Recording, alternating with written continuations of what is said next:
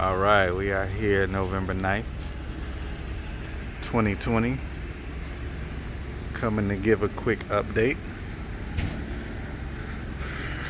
I think we got a few additions going on here.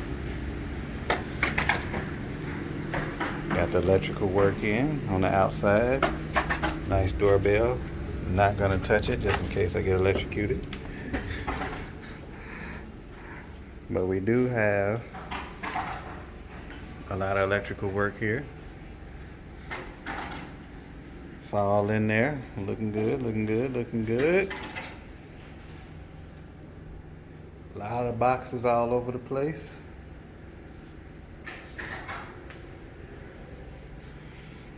Switches. Wow. It's a lot of electrical outlets in here. Definitely is good. So pretty much everywhere where you see something blue, that's an outlet for the most part.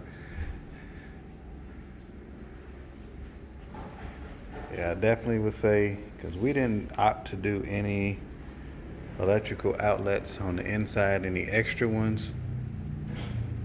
I would definitely say you don't need any extra ones. I mean, we got some by the door going out to the garage, right here by the steps. Oh, and then they do have our lighting up there. So you got the recess in the back there, the 3 in the back, and then you got the cam lights that we're doing up there.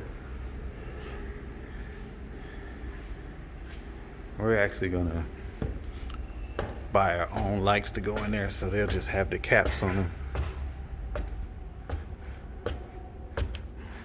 Because we wanted to do our own. That's another thing.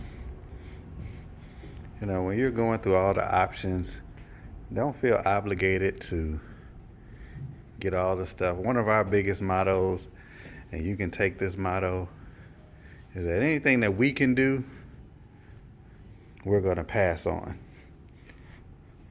Because I mean, things like extra light fixtures and, you know, putting in an extra handle here and, you know, things like that.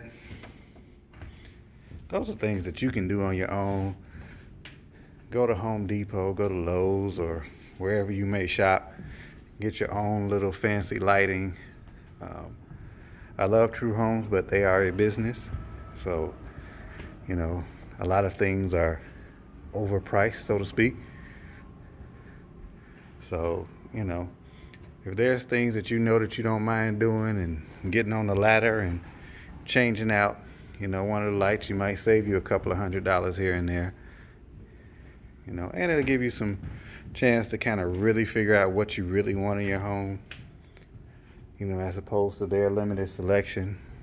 You know, you might say, I want a certain color, they don't have it, but you feel like you have to get something fancy. You don't. But like I said, that was just our motto.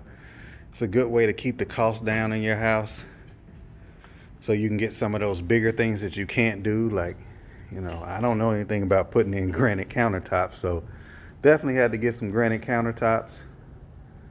You know, I don't know anything about putting in cabinets, so we wanted to make sure we got some cabinets that we wanted to get. You know, those big ticket items. A porch.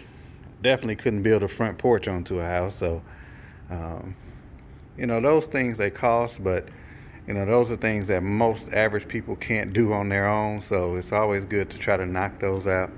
And then, you know, you can customize your home later on. This is going to be your house for, you know, 20, 30 years or however long you plan on living in there. So that's just my advice.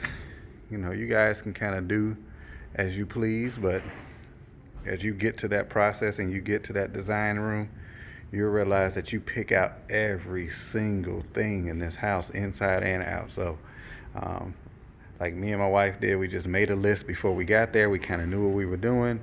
So by the time we got in, we are already there. So,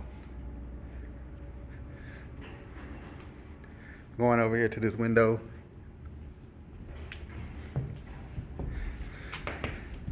Checking out the neighborhood. It's a good view. You know, it's a lot of houses being built. There's one all the way on the end. They probably moving in soon. So, we're looking at, second week of January, January 11th, hopefully.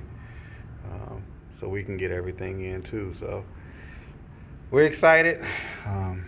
Thank you guys for joining us on this journey. We'll be back with hopefully some insulation and some drywall, and then we'll be moving forward.